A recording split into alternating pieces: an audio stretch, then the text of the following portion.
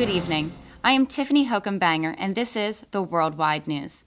Our lead story this week continues to be the drama surrounding the events at CERN's Large Hadron Collider on the Swiss-French border, and the world's reaction to those events.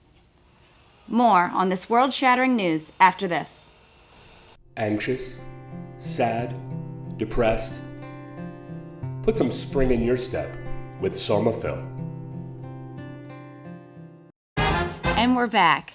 We bring you now Harold Buzzer Hawkins, cloud chamber analysis team leader at Fermilab near Chicago, and author of the book Quantum Capers. Welcome, Doctor. We were wondering if you could shed some light on these recent events. Well, I'm afraid the wavelength of light in question would be too great to illuminate the particles that we're talking about. Sorry, physicists have a weird sense of humor. Yes, Doctor, please continue. Well, you know that the collider came online at CERN a few weeks ago, and, the new LHC builds energies in orders of magnitude greater than the one we have here at Fermilab. Trillions, to be exact, actually. Wow, trillions. I bet that's a lot more than I plug my dryer into. Actually, it's a lot less. Less? That can't be. Then why doesn't my dryer blast into new dimensions? Well, okay, an energy level of 7 TeV is about the equivalent produced by a mosquito's beating wings. In the LHC, it's concentrated into a pinpoint beam that's, thousands of times smaller than human hair. And what's great is when those beams collide, it creates a stew of exotic particles. We're talking protons, neutrons, gluons, bosons, quarks, mesons, you name it. All very interesting. Now a word from our sponsors and some man-on-the-street reactions. Brighten your day with Somafil. How do you react to the recent news that the meaning of life has been discovered to be a recipe for bouillabaisse? You're nuts. You've got to be kidding. I mean, at least it should be Italian food. Say that again? What? What? I don't know. Sounds about right. What? All very interesting. But how about those unexpected results? Well, there's been some speculation that, when the high energies collide, that we could, pry open a dimension between, a portal between multiple dimensions, and that could cause all types of really extreme gravitational situations, even possibly a black hole.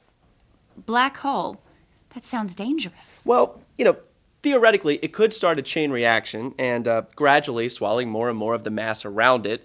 And then eventually it would take the entire planet and pull it into a gravitational ball the size of a basketball. Oh, that would be a tight fit. But how about those messages? Oh, I believe you have the images from the cloud chamber?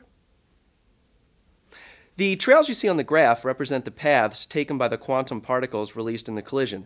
What we found was startling. We noticed that the trails seem to have tiny discontinuities. Upon enlarging the image, we discovered this. It looks like words. Words and numbers, lists and quantities, actually. Have you been able to determine what they mean? It appears to be a recipe for a bouillabaisse or something like it. Bouillabaisse.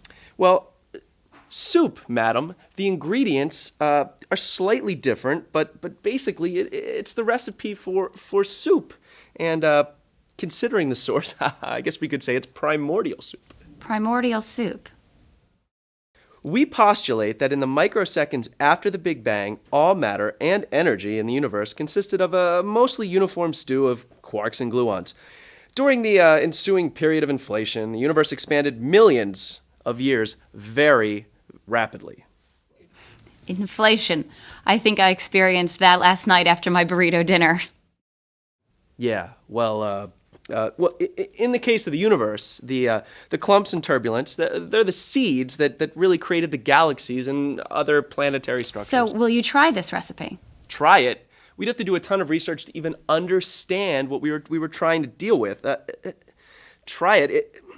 It would be very dangerous to make. Hold on a moment, Doctor. Apparently my producer doesn't seem to think so. We've transcribed the recipe, and we're going to try it right after this commercial break. Chase away that rainy day with Somafil. And we're back with Chef Louis Dulapin, host of our afternoon cooking show, Lapping with Lapin. Louis, how's it going? Well, Tiffany, we have followed the recipe to a T. It is very much like a traditional French bouillabaisse. We have the stock, the vegetable, and the seafood. You know, I am on the seafood diet. I see food and I eat it. You know this joke. Oh, Louis. So what now? Now, we add the carrot. We stir with the spatula. Et voila. What's happening? Zut. Alors, nothing. Well, as my grandpère said to me when I was a little boy, if at first you fricassee, fry a hen. It loses something in the translation. Wait. Something is happening? Oh my God. Mon Dieu! What is it? Holy crap!